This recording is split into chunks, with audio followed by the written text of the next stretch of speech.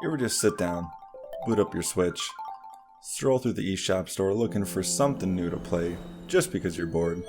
Lo and behold, it's a new fucking Zelda game!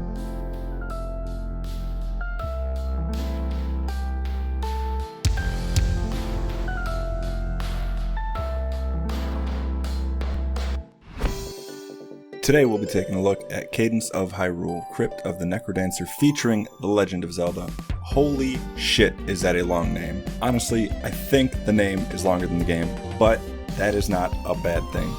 Between the music, the rhythm-based combat, and the copious amounts of nostalgia that Brace Yourself Games has forced into this crossover, you will absolutely find yourself begging for more like it's the last day before payday. One of the features this game offers that really stuck out to me was the procedurally generated world. Every time I'd start a new game, whether with the girlfriend or solo, I was always greeted with an entirely different world to explore. Although certain sections of the maps were relatively the same, things such as chests, stairs, never stayed the same. The downside to this was I had to fight a fucking Lionel at the start of the game.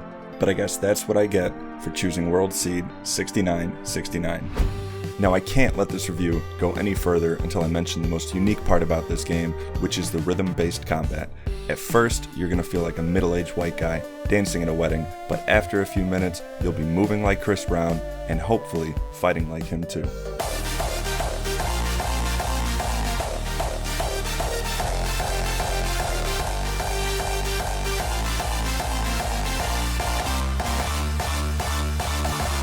At the start of the game, you'll find yourself playing as Cadence, the protagonist from Crypt of the Necrodancer. You'll start by working your way through the tutorial, learning how to move and fight. At the end of this section, you'll find yourself getting to choose between playing as either Link or Zelda. When it comes to gameplay, these two characters are only one social construct apart. Link has his shield and his classic spin attack, while Zelda has her fireball attack and a special block. Otherwise, they both use the same weapons that you'll be finding throughout the game. Speaking of weapons and items, every time you die, you'll be teleported to Hyrule Heaven, where you'll be able to stock up on some of the items that you have lost from dying. Now that you've seen some of the items that you can't afford, it's time for you to head off and fight Octavo's minions. These bosses can be fought in any order, and they all have to be defeated, so Link can start a rock band and take on Octavo himself. First off, we have Gomaracas. This south of the border spider dances around, hurling spider webs at you and throws the occasional Kamehameha. He only moves from side to side, and with a little patience, you'll be putting him in his place in no time.